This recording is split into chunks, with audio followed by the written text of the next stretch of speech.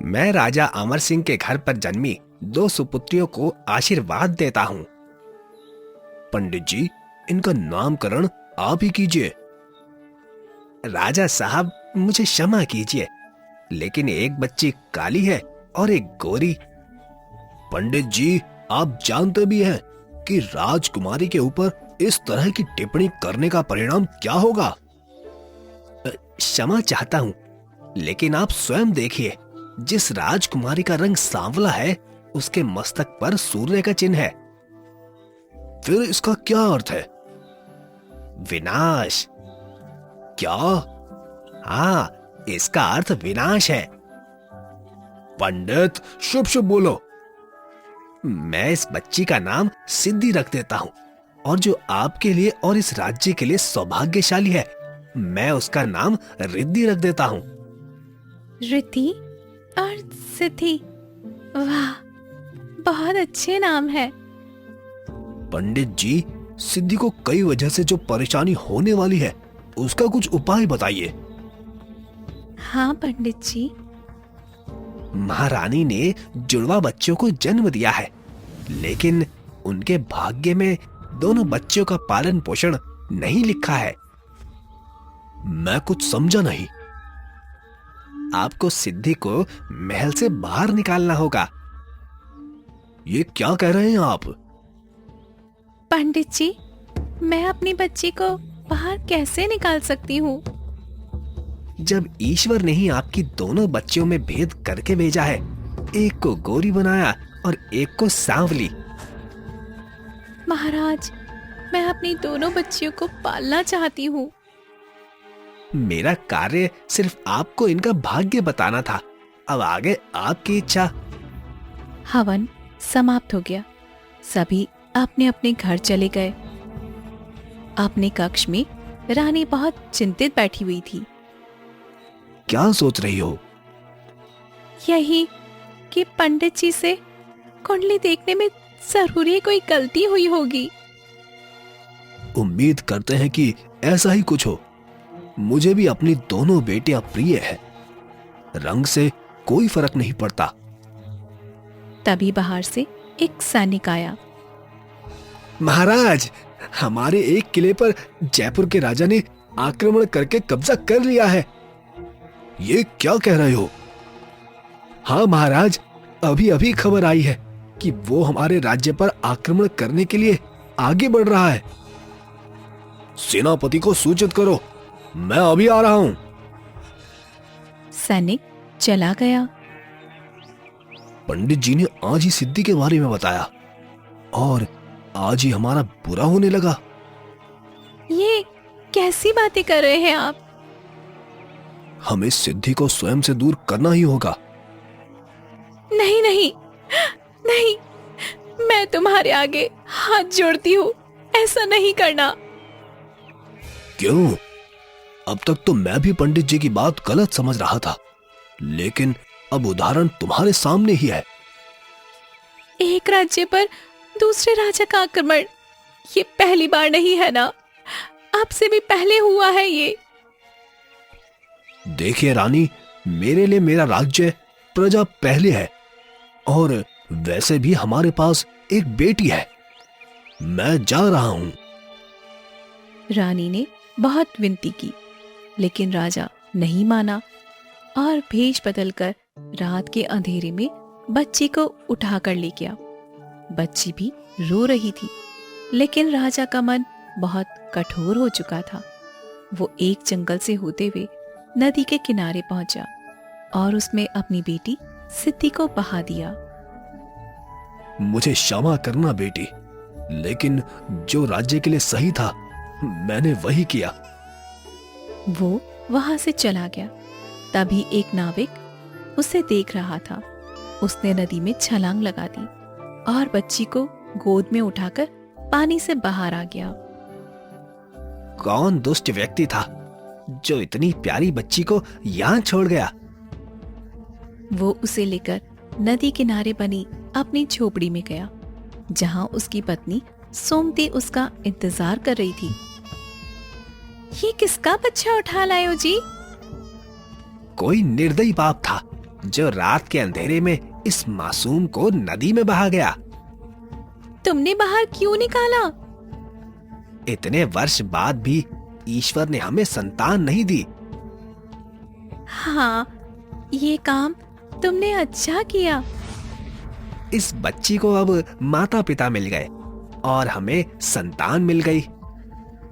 दोनों ने भगवान के सामने हाथ जोड़े। सोमती ने बच्ची को गोद में लिया तो उसके होश उड़ गए। तुमने अनर्थ कर दिया। क्या अनर्थ? अभी तो खुश हो रही थी, अब तुरंत क्या हो गया? तुम नहीं जानते हो ये बच्ची कौन है? मैंने सुना है कि महाराज के यहाँ एक नन्ही बच्ची ने जन्म लिया है जो बहुत ही सांवली है और उसके माथे में सूर्य का निशान है। ये तुम क्या कह रही हो? पूरे नगर में ये बात फैली हुई है। लेकिन राजा साहब इस बच्ची को पानी में क्यों बहाएंगे? ये सब मैं नहीं जानती जी, लेकिन ये बच्ची राजकुमारी है और इसका नाम सिद्धि है। अब हमें क्या करना चाहिए? किसी को नहीं बताएंगे। लेकिन इसी नगर में रहते हुए इस बच्ची को कैसे छुपाएंगे, जबकि इसके माथे पर तो निशान है। मैं इसके माथे पर एक कपड़ा बांध दिया करूंगी। उससे क्या होगा?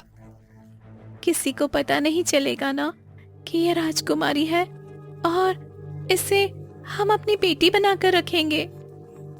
हाँ, ये ठीक है। मंगलू और सोमती दोनों सिद्धि को अपनी बेटी बनाकर पालने लगते हैं। मंगलू नदी में मछली पकड़ रहा था। सिद्धि नाव में बैठी थी। बाबू, मैं नाव चलाकर ले जाऊंगी। नहीं बेटी, अभी तुझे चलानी नहीं आती है, इसलिए कहीं मत जाना। मुझे भी सिखाओ ना। अभी थोड़ी सी बड़ी हो जा, फिर मैं तुझे तैरना भी सिखाऊंगा। और बाबू, नाव चलाना भी। हाँ मेरी प्यारी बेटिया, तू फिक्र मत कर। ठीक है, लेकिन अभी सिखाओ। तू बहुत जिद्दी है। चल ठीक है, आजा सिखाता हूँ। मंगलू ने सिद्धि को तैरना सिखाया और नाव चलाना भी। मंगलू और सोमती सिद्धि से बहुत प्रेम करते थे और उसका बहुत ध्यान भी रखते थे। दरवाजे पर कुछ सैनिकों के साथ आकर एक रथ रुका। उसमें से राजा नमन सिंह बाहर आ गया। हमसे कोई गलती हुई है क्या? नहीं नहीं, आप कैसी बातें कर रहे हैं? फिर आप कौन है और ये सब सैनिकों के साथ हमारे यहाँ क्यों आए हैं? मैं राजगढ़ का राजा हूँ और मैं आपकी बेटी को बहुत पसंद करता हूँ। हमारी बेटी सिद्धि को? जी हाँ, मैं विवाह करना चाहता हूँ। इससे बड़ी हमारे लिए कोई खुशी नहीं होगी कि हमारी बेटी का विवाह आपके साथ होगा। मैं 8 दिन बाद आऊंगा, आप विवाह की तैयारी कर लीजिए। जी ठीक है। महाराज नमन सिंह वहां से चला गया। देखो, सिद्धि ने क्या किस्मत पाई है। उसके भाग्य में राजकुमारी बनना नहीं, बल्कि रानी बनना है। मैं भी इसकी बहुत चिंता करता था, लेकिन ये बहुत अच्छी बात है। मैं आज बहुत खुश हूँ। सिद्धि भी विवाह के लिए हाँ कर देती है और सभी बहुत खुश होते हैं। 8 दिन के बाद सिद्धि का विवाह राजा नमन सिंह के साथ हो जाता है। मंगलू और सोमती भी अब महल में रहते हैं। सिद्धि अब महारानी बन चुकी है और वो लोगों की मदद करती है।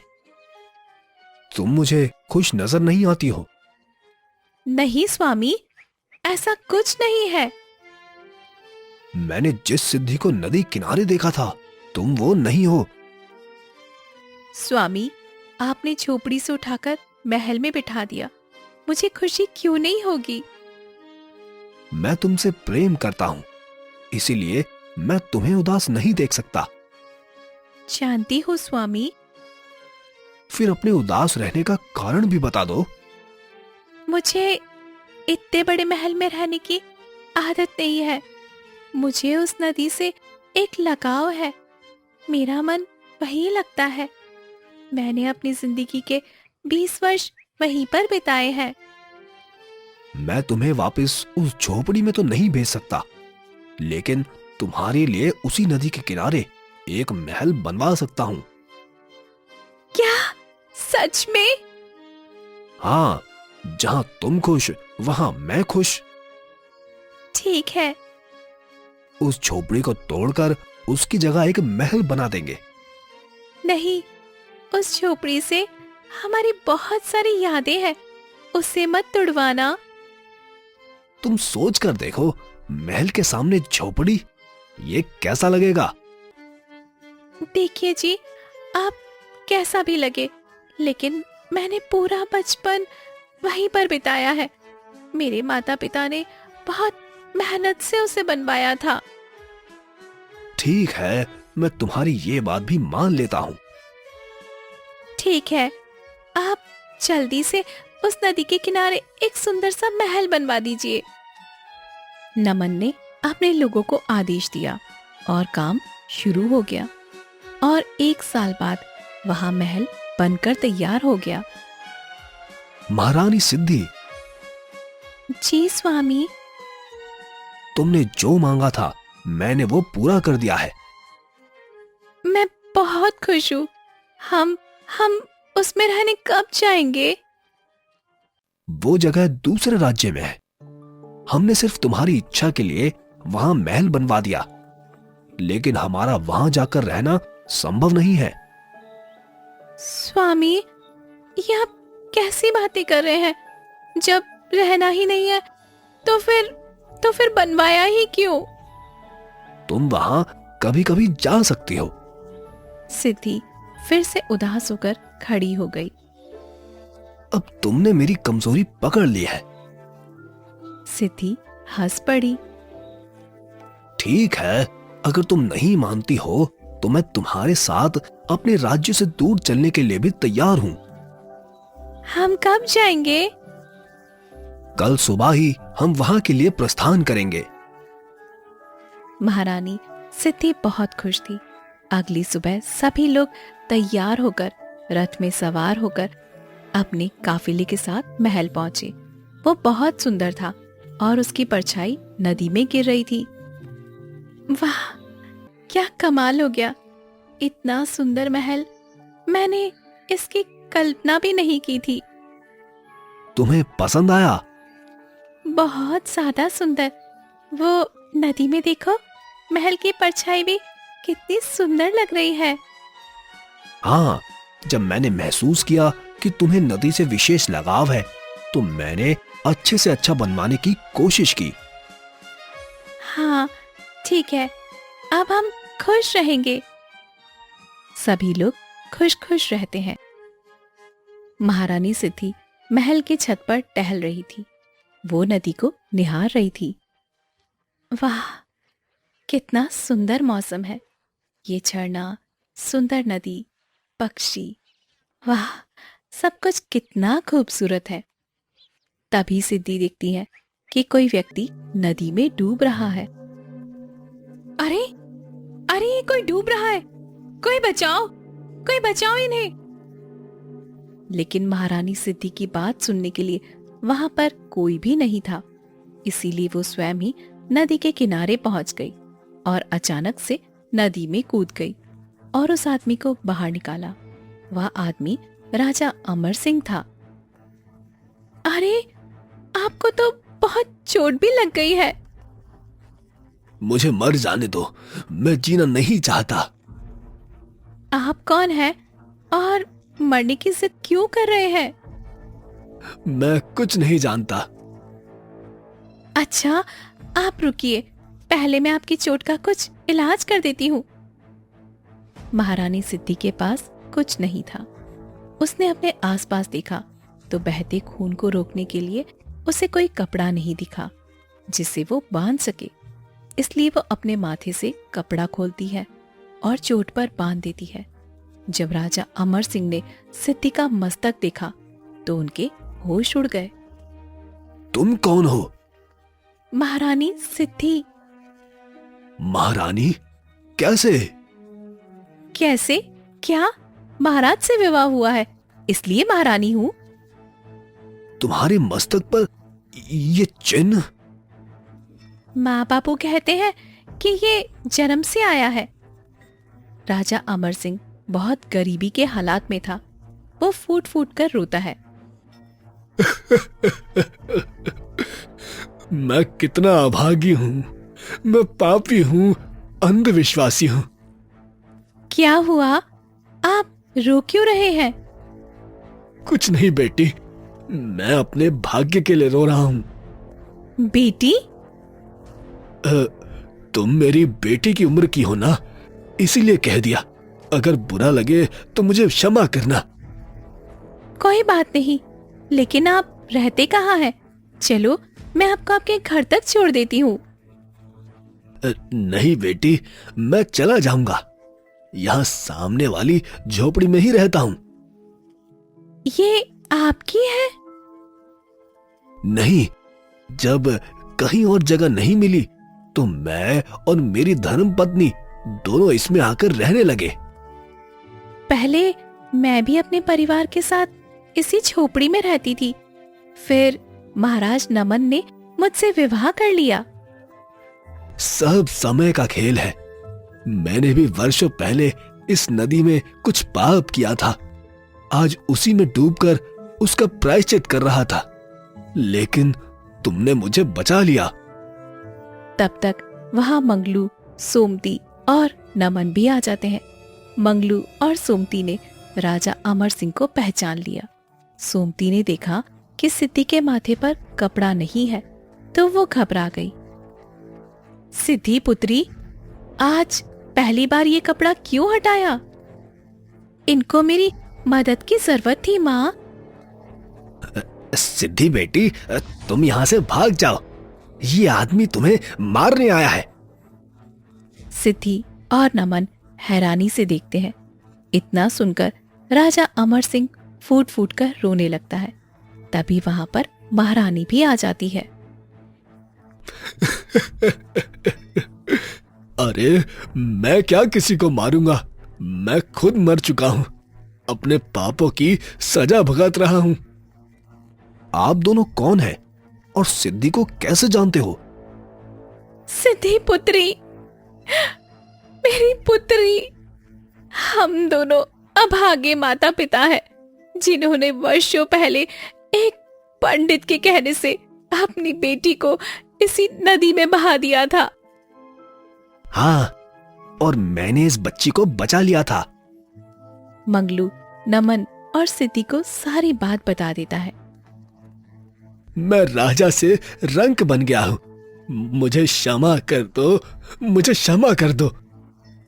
पिताजी, मैं आपसे क्रोधित नहीं हूँ, लेकिन आप राजा थे, फिर ये हालात आपके कैसे हो गए? ये सब भगवान ने सजा दी है। हाँ पुत्री, जिस बेटी को हमने भाग्यवान समझा और बहुत लाड प्यार से पाला, उसी ने हमें बर्बाद कर दिया। महाराजा, महारानी जी, क्या हुआ था आपके साथ? मैंने अपनी पुत्री रिद्धि की शादी एक राजा से कराकर उसे विदा कर दिया। ये तो अच्छी बात है, फिर इसमें आपके साथ क्या गलत हुआ? उस राजा ने रिद्धि के कहने से मेरे ऊपर ही आक्रमण कर दिया। मेरा सब कुछ जीतकर हम दोनों को महल से बाहर निकाल दिया। राजा साहब, ये सच में आपके साथ बहुत बुरा हुआ। मैं मेरे बाद में रिद्धि को ही अपना साम्राज्य सौंपता, लेकिन उसने बिल्कुल भी इंतजार नहीं किया। और अपने ही माँ बाप की ये हालत कर दी। मैं रिद्धि के किए गए व्यवहार से दुखी नहीं हूं, क्योंकि मैंने भी सिद्धि को नदी में बहाकर पाप किया था।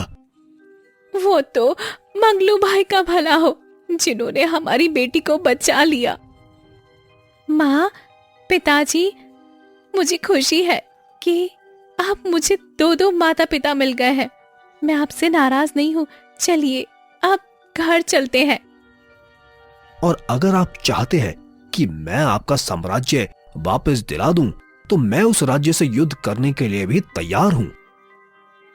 हाँ पिताजी, जैसा आप चाहते हैं वैसा हो जाएगा। नहीं नहीं, मैं अब कोई बदला नहीं चाहता। उनको अपनी जिंदगी जीने दो। उसने कुछ भी किया हो, लेकिन वो भी मेरी बेटी है। आप अपनी बेटी का घर बर्बाद नहीं कर सकते हैं। ठीक है, फिर आप दोनों भी महल में चलिए और हमारे साथ आराम से रहिए। हाँ पिताजी, आपको कोई भी परेशानी नहीं होगी। मैं तुम लोगों के साथ रहने लायक नहीं हूं, लेकिन मेरे पास अब कोई दूसरा रास्ता भी नहीं है। चलो हम चलते हैं। सभी मिलकर महल में चले जाते हैं और सभी खुशी खुशी रहने लगते हैं। हमारे प्यारे दोस्तों, हमें एक बहुत बड़ा रहस्य पता चला है। हमारे वीडियो 100 लोग देखते हैं, लेकिन सब्सक्राइब सिर्फ 7 नहीं किया है, यानी कि 93 लोग चुपके चुपके हमारे वीडियो देख रहे हैं। खैर कोई बात नहीं, हम पकड़ेंगे नहीं। बस इतना कह रहे हैं कि सब्सक्राइब का बटन दबा दो, वरना अगली बार जब आप वीडियो देखने आओगे तो भी फ्री ही रहेगा, लेकिन हमारा थोड़ा दिल दुखेगा। तो अभी लाल बटन दबाओ और हमारे परिवार का हिस्सा बन जाओ।